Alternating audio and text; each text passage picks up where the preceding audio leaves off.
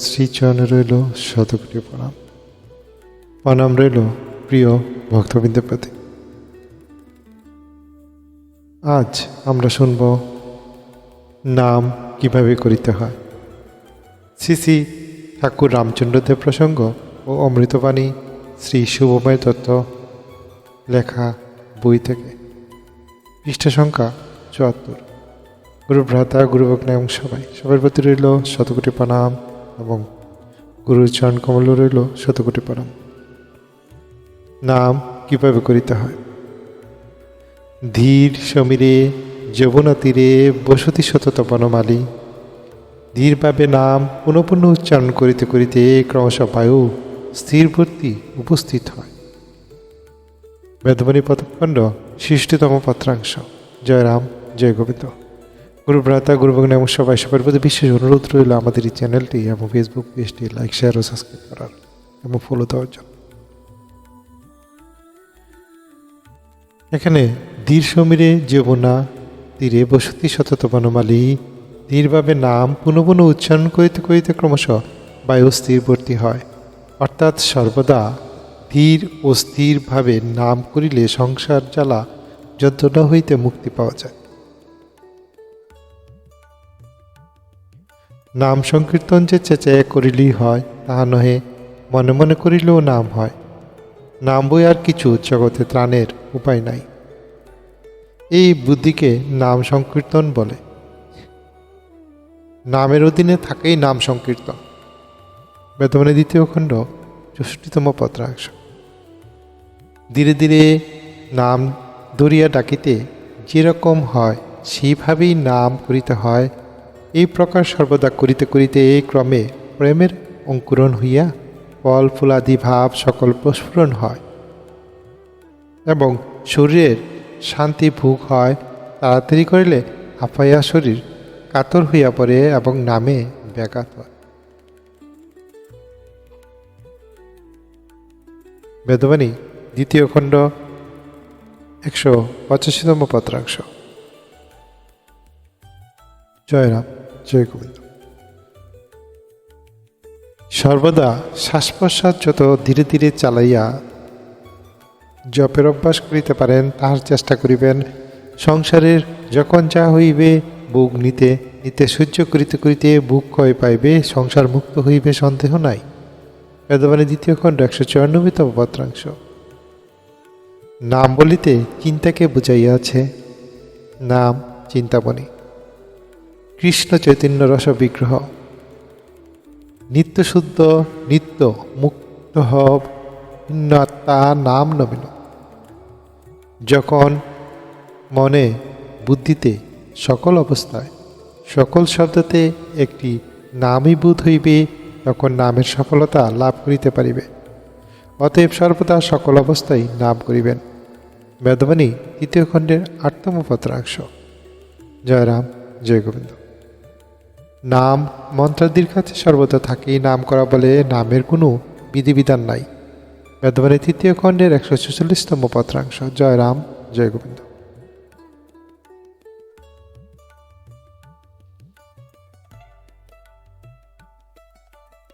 যুগল ভজন করিতে করিতে ভবঋণ শোধ হয়।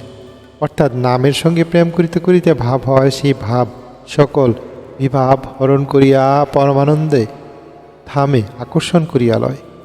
তদ ভিন্ন অন্যান্য সাধন ভজন কোনরূপ উপাদানে তাহার গোচরে যাইতে পারে না। বাসনা জালে কর্তা হইয়া পতিপরা হইয়া মায়া জালে আবদ্ধ হয়। এই মায়া হইতেই নানা প্রলোভনে পড়িয়া নানাবিধ জল্পনা কল্পনায় দেবাসুরের তরঙ্গে পড়িয়া হাবুডুবু খায়। নামের উদয় হয় না। অতএব সুখের জন্য দুঃখের সর্বদা প্রহরী জানিবেন। অতএব সুখের জন্য দুঃখের সর্বদাই প্রহরী জানিবেন, কেবল নাম করিয়া যাইবেন। বেদবাণী ৩য় খণ্ডের পত্রাংশ ১৮৯।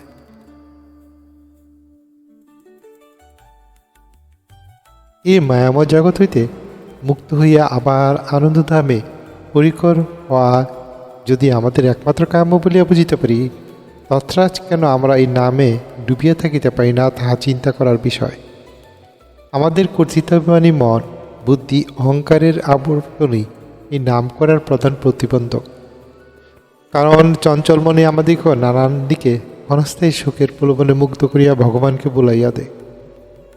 পতিব্রতা, ধর্মভাবান, একনিষ্ঠ ভক্তি বা অনন্যপরায়ণ ভাব নষ্ট করিয়া আমাদিকে অনিত্য অস্থায়ী বিষয়ে মায়ামুগ্ধ করিয়া লাঞ্ছনা দিতে থাকে।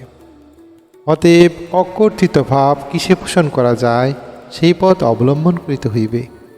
সে সম্পর্কে শ্রী শ্রী ঠাকুর বলিয়াছেন যে, প্রারাব্ধের বা ভাগ্যের যাহার আছে তদ অতিরিক্ত কেহই কিছু পাইতে পারে না। যদি মায়াভ্রান্ত হইয়া মনে করে যে তাহার চেষ্টাই অনেক কিছু হইল, অথবা তাহার অমনোযোগিতাই কিছু হারাইল। শ্রী শ্রী ঠাকুর এই প্রারাব্ধ সম্বন্ধে কি বলিয়াছেন বা লিখিয়াছেন তা একটু আলোচনা করা প্রয়োজন।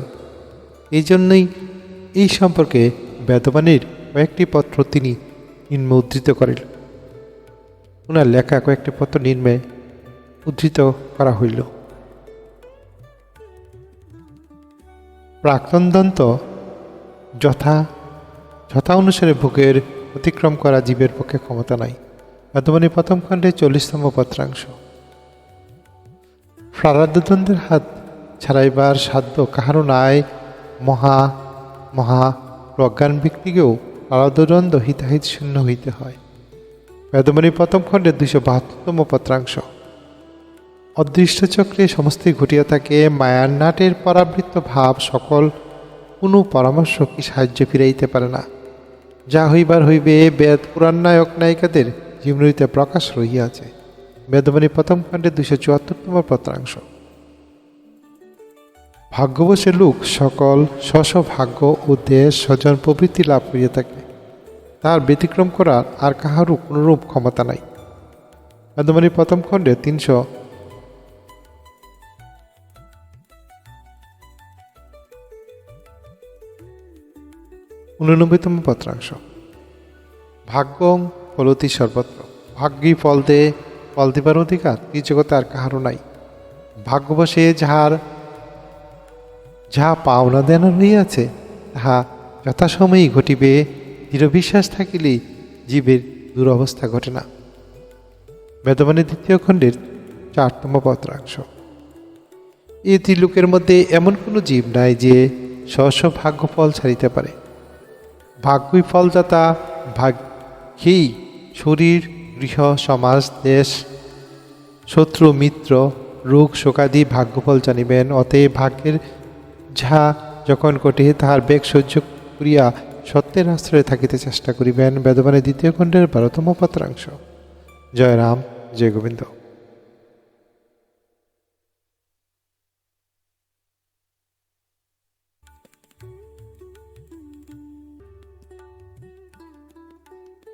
ভাগ্য বলে সকল ফলদাতা কেবল কর্মই জীবের অধিকার। ভাগ্যকে ছাড়িয়া ভুলবশত প্রার্থনা সঞ্চার হইয়া থাকে। সত্যনারায়ণী জীবের জন্ম মৃত্যু জরা বন্ধ হইতে মুক্ত করিতে সমর্থ। সত্যনারায়ণের সেবা করিবেন। বেদবাণী দ্বিতীয় খণ্ডের 31তম পত্রাংশ। স্ব ভাগ্যই ফলদাতা। তিনি যাহা করিবেন তাহা খণ্ডন করিতে কাহারও শক্তি নাই। সত্যনারায়ণের অধীনে সত্যের সেবক হইয়া এই কালচক্রের ভাগ্যভোগ ত্যাগ করিতে চেষ্টা করিবেন। বেদবাণী দ্বিতীয় খণ্ডের 72তম পত্রাংশ।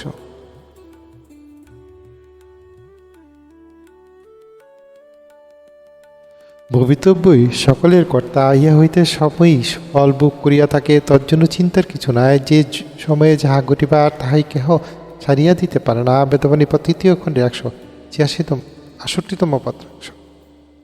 শত চেষ্টা করিও লোক ভাগ্যের অতিরিক্ত কেউই কিছু লাভ করিতে পারে না। মধ্য হইতে দ্বন্দ্বের উপভোগ ভুগিতে হয়। অতএব ভাগ্যকে আশ্রয় করিয়া সকল ঋণ পরিশোধ করুন। বেদবাণী তৃতীয় খণ্ডের 20তম পত্রাংশ। ভাগ্যই সকল ফলদাতা। যখন যাহার যে ভাগ্যের উপস্থিত হয় জীবগণ তখন সেই ভাগ্যভোগই করিয়া থাকেন। তাহার অতিরিক্ত কেউই জীবে করিবার ক্ষমতা নাই। অতএব সর্বদা সকল অবস্থায় সত্যনারায়ণের অধীন থাকিতে চেষ্টা করিয়া ওই সকল ভাগ্যফল ত্যাগ করিয়া শান্তিময় ভগবৎ শক্তি লাভ করিয়া জীব সকল মুক্তির পথ প্রাপ্ত হইয়া থাকে। জীবের সকল মুক্তির পথ প্রাপ্ত হইয়া থাকে। চিন্তা করিবার কিছু নাই। সত্যের দাসের কোনো অপচয় হয় না। তিনি সকল বোধন করিয়া শান্তি বিধান করিয়া থাকেন। বেদবাণী 3 খণ্ডের 73তম পত্রাংশ।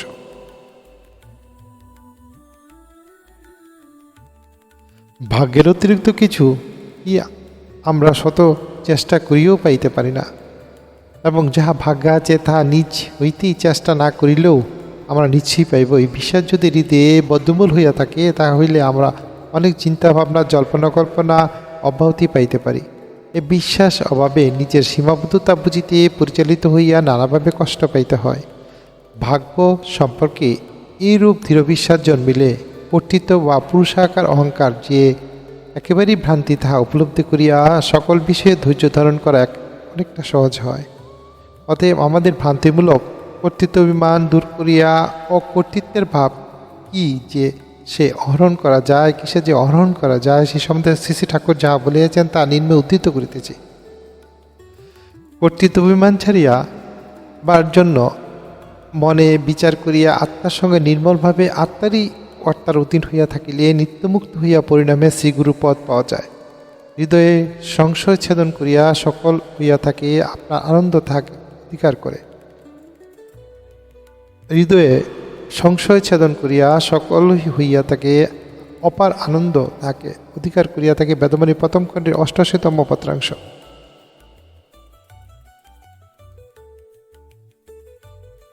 স্বয়ং কর্তৃত্ব অভিমান সমস্যা পূরণ করিয়া দক্ষ প্রজাপতিও কোনো যজ্ঞের সমাধান করিয়া উঠিতে পারেন নাই, মানবের কথা কি? বেদবাণী 1ম খণ্ডের 131তম পত্রাংশ। ভাগ্যের উপর কাহার কোনো আধিপত্য নাই। ভ্রান্তিবশত কর্তৃত্ব করিতে গিয়া সুখ দুঃখের ভাগী হয়। ভগবান যাহা করিবেন তাহাই হইবে। সংসারে যদি কোনো লোকের কর্তৃত্ব থাকিত, তবে লোকে কাহারও কোনো কষ্ট কি কোনরূপ অভাব হইত না। কর্তা হইয়া লোকের অভাবের সৃষ্টিতে পড়িয়া থাকে। ভগবানের উপর নির্ভর করিয়া সকল ভার ন্যস্ত করিয়া যিনি থাকিতে পারিয়াছেন, তাহারই কোনো অভাব এই ত্রিজগতে দেখা যায় নাই। ত্রিলোকের মধ্যে দেব দানব এমনকি মানবের সকলের কর্তা হইতে গিয়া নানান অশান্তি অভিযোগে পড়িয়া থাকে। ইহাতে সকল সম্পদেই গ্রন্থসমূহের জীবনীতে বিস্তার করিয়া প্রকাশ করিয়াছেন। বেদবাণী 1ম খণ্ডে 304তম পত্রাংশ। কর্তৃত্ব অভিমানী হইয়া মুক্তির ইচ্ছায় উগ্র তপস্যাদি করিলে মুক্তি পাইতে পারে না। বেদবাণী 1ম খণ্ডের 331তম পত্রাংশ। কর্তা হইয়া যে যাহা করে সকলেই দক্ষযোগ্য, ইহা শেষ হয় না। ভাগ্যের বেশি কেহই শত চেষ্টা করিলেও কিছু পাইতে পারে না। সকলেই অভাব সাগরে বদ্ধ। সত্যের সেবা করিবেন, তিনি সকল বিষয়ে মঙ্গল করিবেন। সংশয় নাই, সত্য হইতে প্রারব্ধদণ্ড মুক্ত হইয়া থাকে। বেদবাণী 1ম খণ্ডের 358তম পত্রাংশ। ন কর্তৃত্ব ন কর্মাণি লোকস্য শ্রীযুত ই প্রভু ন কর্মফল সংযোগ স্বভাববস্তু প্রবর্তে। অতএব কর্তাভিমান না থাকিয়া এই জীবের স্বভাব। অতএব কর্তাভিমান না থাকে জীবের স্বভাব। বেদবাণী 3য় খণ্ডে 63তম পত্রাংশ। অকর্তা বুদ্ধিরই প্রতিষ্ঠাই পরমানন্দ পদপ্রাপ্ত হইয়া থাকে। বেদবাণী 3য় খণ্ডের 3য় পত্রাংশ। জয় রাম জয় রাম জয় রাম। গর্বহারী ভগবান কারু গর্ব অভিমান থাকতে দেন না। জীবের ইচ্ছা কুটি বাঞ্ছা করে কৃষ্ণের যে ইচ্ছা সেই ফল ফলে, ইহা মহাজন বাক্য অভ্রান্ত। বেদবাণী 1ম খণ্ডে 188তম পত্রাংশ। জয় রাম জয় গোবিন্দ। প্রিয় লেখক শ্রী শুভময় দত্ত মহাশয় শ্রী শ্রী রাম ঠাকুর রামচন্দ্রদেব প্রসঙ্গ অমৃতবাণী হইতে কীভাবে নাম করিতে হয় লিখিতে গিয়া সুন্দরভাবে শ্রী শ্রী ঠাকুরের আদেশ আমাদের কাছে পৌঁছাইয়া দিয়াছেন বেদবাণী সংকলনের মাধ্যমে। বিভিন্ন অংশগুলি একই সাথে সংকলন করে সুন্দরভাবে সাজাইয়াছেন। সবাইকে অসংখ্য ধন্যবাদ অনেকক্ষণ ধরে ধৈর্য ধরে গুরুদেবের কথা শোনার জন্য। ভুল ত্রুটি মার্জনীয়। জয় রাম জয় গোবিন্দ। গুরুর ইচ্ছা সবার প্রবর্ষিত হোক, গুরুর আশীর্বাদে জগৎ মঙ্গলময় হোক, গুরুর মহিমা জগৎব্যাপী প্রচার হোক, সবই গুরুর ইচ্ছা। জয় রাম জয় রাম জয় রাম জয় রাম।